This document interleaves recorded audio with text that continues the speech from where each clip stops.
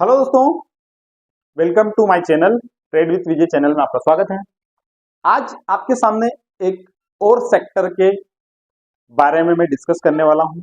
इसके पहले जो सीरीज थी द अल्टीमेट सेक्टर सीरीज, उसमें मैंने एक सेक्टर के बारे में आईटी सेक्टर के बारे में डिस्कस किया था, जिसका वीडियो आप चाहें तो यहाँ पर देख सकते हैं, चैनल पर आपको मिल जाएगा और डिस्क्रिप्शन में मैं लिंक भी आपको डाल दूंगा। ठीक है, ये स्टॉक में मैंने तीन स्टॉक के, इस सेक्टर में मैंने तीन स्टॉक के बारे में डिस्कस किया था, जिसमें जो आईटी सेक्टर के टॉप 3 स्टॉक थे और उसमें मैंने तीनों स्टॉक्स को कंपेयर करके बताया था।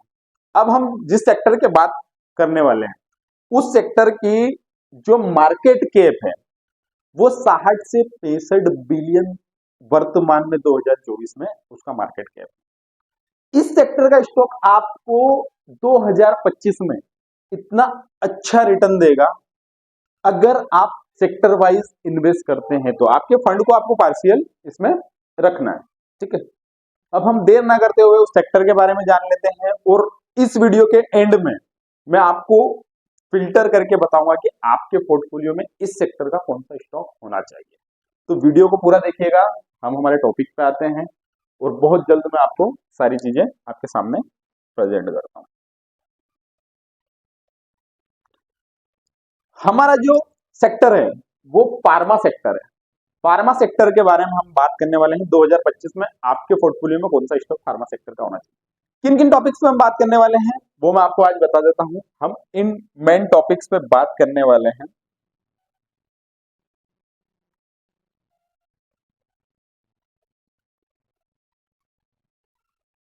पहला हमारा जो टॉपिक है वो है इंडियन फार्मा सेक्टर का पिछले 5 साल का क्या प्रदर्शन रहा है, किस तरीके से इस सेक्टर ने इस 5 साल में क्या क्या अपॉर्चुनिटी हासिल की है और किस तरीके से वर्क किया है।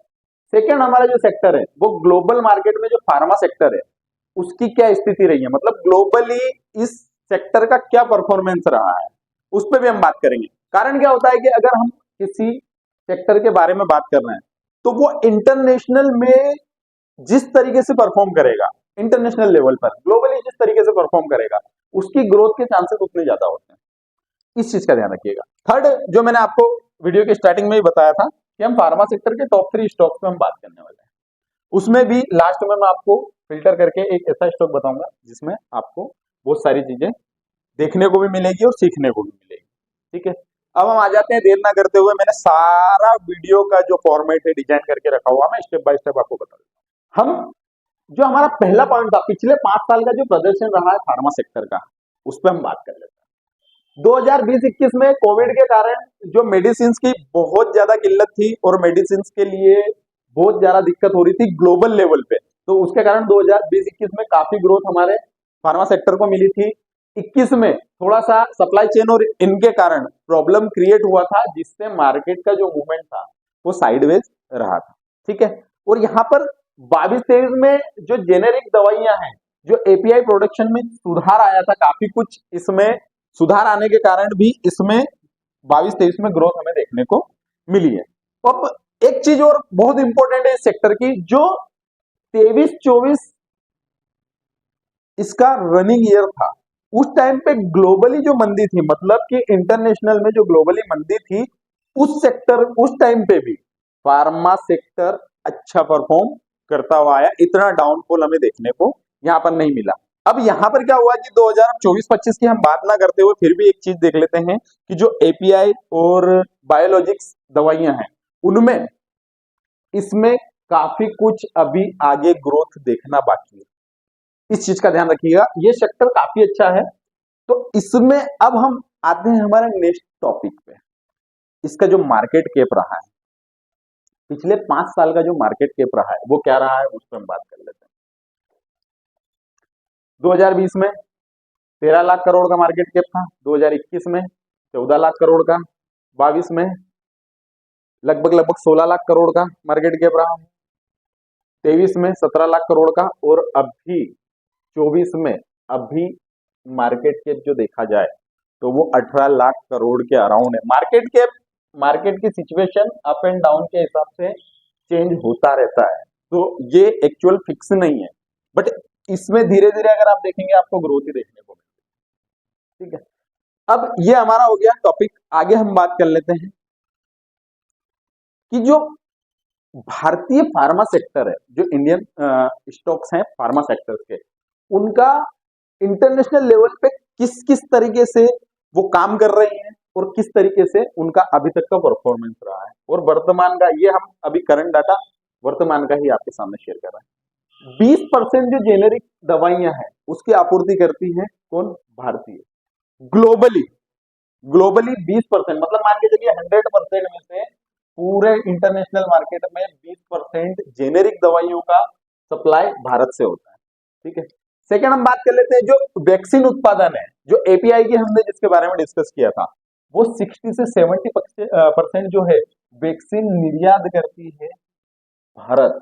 बहुत इंपॉर्टेंट पॉइंट है ये फार्मा सेक्टर के लिए।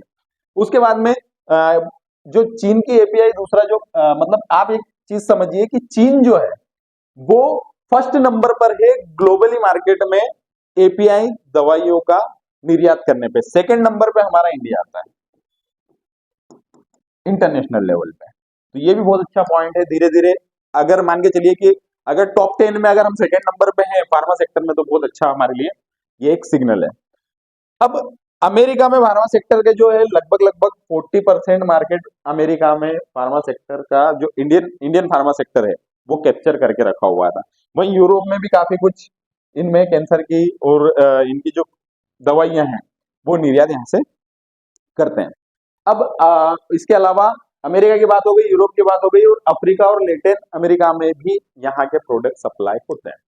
देर ना करते हुए हम आगे आ जाते हैं, जिसके लिए मैंने ये सारी चीजें जो मैंने आपको समझाई है, ये इसलिए समझाई है कि सेक्टर का हमें नॉलेज होना बहुत जरूरी है, तब जाके हम उसके किस सेक्टर, उस सेक्टर के अच्छे स्टॉक्स में एंट्री ले सकते हैं। अब मैं टॉप 3 जो मेरे नजर में अच्छे स्टॉक है अभी वर्तमान में, इनका क्या है, ये अंडर वैल्यू स्टॉक है, और इनका प्राइस, अगर आज फार्मा सेक्टर के आप प्राइस देखेंगे तो किसी का 5,000, किसी का 7,000 और 28,000 तक के स्टॉक्स यहाँ पर देखने को मिल रहा है। मैं कुछ स्टॉक ऐसे लाया हूँ जिनका 500 से 600 के अंदर प्राइस चल रहा है, और एक स्टॉक तो ऐसा है जिसका 200 के अराउंड ही अभी करंट मार्केट प्राइस चल रहा है। ठीक है, तो ये बहुत इंपॉर्टेंट आपके लिए हो सकता है।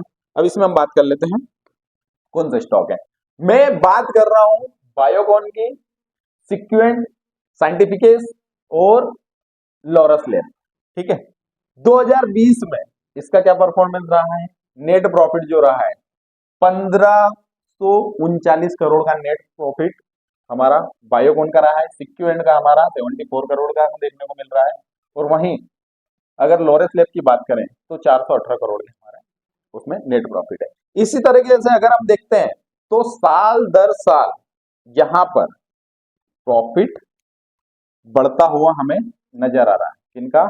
फार्मा सेक्टर्स का। ठीक है, यहां पर भी 400 करोड़ से सीधा 900 करोड़ पे आया, ये 1500 करोड़ से 2000 करोड़ पे। ये थोड़ा सा क्या है, एवरेज जो एस्टिमेटेड आपको लिखा हुआ दिख रहा है, ये एवरेज है, अप एंड डाउन हुआ है क्वार्टरली रिजल्ट्स के कारण।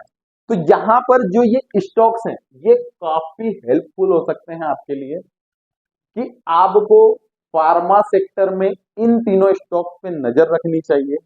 और जैसा कि मैंने आपको वीडियो में स्टार्टिंग में बताया कि मैं किस स्टॉक को प्रिपेयर करता हूं, मैं बायोकॉन में जो है, आपका बायोकॉन जो है, इसको मेरी नजर में अभी इसका प्राइस राउंड, मतलब अराउंड अगर देखा जाए तो 318 का प्राइस इसका देखने को हमें मिल रहा है। इस बायोकॉन में आप एंट्री ले सकते हैं, हो सकता है 2025 में ये काफी अच्छा परफॉर्म देके जाए आपको, और ऐसा सेक्टर आपके लिए, मतलब ये स्टॉक आपके पोर्टफोलियो में बड़े बड़े दिग्गजों को मात दे सकता है। तो इस पे आप थोड़ा सा फोकस कीजिए। वीडियो आपको कैसी लगी ये कमेंट करके जरूर बताइएगा। जिनने चैनल को सब्सक्राइब नहीं किया, चैनल को सब्सक्राइब कर लीजिएगा, और बेल आइकन दबाना मत भूलिएगा। ये सीरीज में मैं आईटी सेक्टर से आपको, पहले मैंने आईटी सेक्टर का, अभी फार्मा सेक्टर का मैंने आपके सामने प्रेजेंटेशन दिया है। अब नेक्स्ट जो हमारा टॉपिक है वो मैं नेक्स्ट सेक्टर पे लेके आऊंगा, उस पे भी हम इसी टॉपिक पे इसी तरीके से उस सेक्टर वाइज पूरा ग्लोबली रिसर्च, उसके बाद में टॉप 3 स्टॉक्स, सेकेंडरी हम उसमें जो मेन एक स्टॉक है उस पर हम बात करेंगे, जिससे आपको 2025 में आपको जो आपका पोर्टफोलियो आपको डिजाइन करना है उसमें काफी को मदद मिलेगी। ठीक है, तो यही वीडियो का हम एंड करते हैं। वीडियो कैसी लगी कमेंट करके जरूर बताइएगा। Thank you.